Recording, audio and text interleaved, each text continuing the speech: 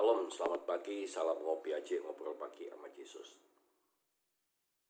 Kita akan membaca bersama-sama di dalam Amsal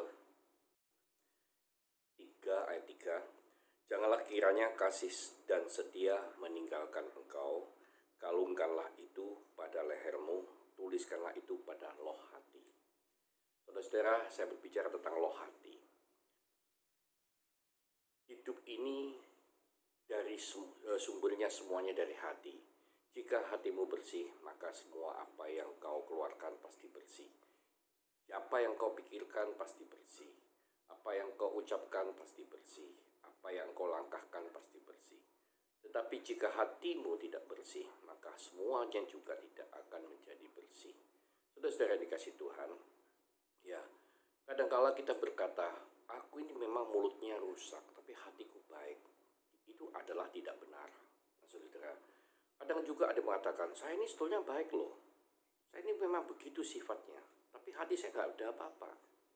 Itu memang suatu bukan alasan yang tidak benar juga, saudara. Nah, saudara, jika memang kita baik, maka luar dalam kita juga harus menjadi baik. Jangan sampai kita menjadi orang yang munafik.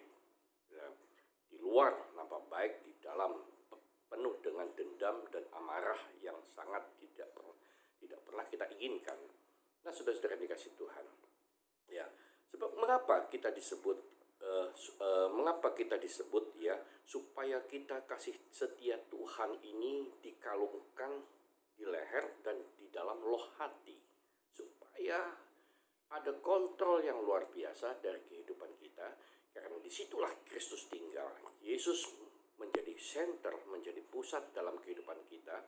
Dia ingin menambatkan semua kehidupan ilahinya ke dalam hidup kita, supaya kita juga menjadi penuh dengan kehidupan ilahi Kristus. Saudara-saudara, sebab itulah dalam 2 Korintus pasal 3:3, saudara-saudara, Rasul Paulus mengatakan demikian, karena telah ternyata bahwa kamu adalah surat Kristus, yang ditulis oleh pelayanan kami, ditulis bukan dengan tinta, tetapi dengan roh dari Allah yang hidup. Bukan pada loh-loh batu, melainkan pada loh-loh daging, yaitu di dalam hati manusia. Rasul Paulus menggambarkan kehidupan manusia yang sudah ditebus oleh Kristus ini, ditulis bukan dengan tinta, tapi dengan roh dari Allah, yaitu roh yang menghidupkan, roh yang membuat kita semangat, roh yang membangkitkan kita dari kelemahan, dari sakit penyakit, dari ketakutan, karena ada roh Allah dari semuanya itu, saudara. Bukan ditulis dari loh batu, digambarkan sama seperti loh batu yang ditulis oleh Musa. Saudara, sekalipun saudara itu adalah suatu tulisan ilahi, saudara, ditulis oleh tangan Allah sendiri, hanya ketika amarah manusia yang muncul, loh batu itu pun menjadi pecah, saudara, terbelah. Tetapi jika tulisan Allah itu ditulis, roh Allah itu ditulis di dalam loh hati manusia, yaitu loh daging, ya, mengalami apapun tidak akan pecah, saudara, tetapi akan terbentuk terus-menerus oleh penebusan Kristus, terbentuk terus-menerus oleh kasih dan setia Tuhan. Nah, saudara, sebab itulah kita semua adalah tulisan ilahi Allah oleh roh Allah yang, ya saudara, yang mengontrol kehidupan kita untuk kita menjadi baik di dalam, baik di luar. Ya saudara, apa yang kita pikirkan baik, apa yang kita ucapkan baik, apa yang kita langkahkan baik. Tidak ada sesuatu hal yang munafik dalam kehidupan saya dan saudara. Kenapa? Karena disitulah terpancar kasih Kristus, terpancar kasih ilahi yang terus-menerus bersumber baik. Seperti itu dalam suratan Yakobus dikatakan, tidak ada dalam hidup ini ada satu sumber mengeluarkan dua rasa, pahit dan manis. Satu sumber pasti ada satu rasa. Kalau sumbermu manis, pasti keluar manis. Kalau sumbermu pahit, pasti keluar pahit.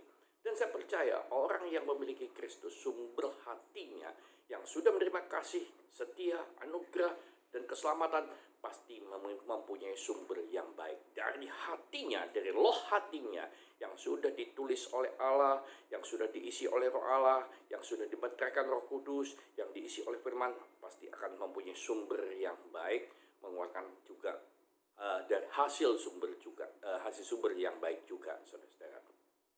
percaya hari ini apapun yang dipikirkan orang lain, apa yang disangkakan orang lain pada saya dan saudara, jangan tanggapi. Tetaplah keluar sumber yang baik. Tetap munculkan sumber yang baik. Tetap hadirkan sumber yang baik. Abaikan semua. Ya, saudara-saudara, ya ada suatu kiasan yang mengatakan kapal yang besar tidak tenggelam oleh karena air dan gelombang di sekitarnya.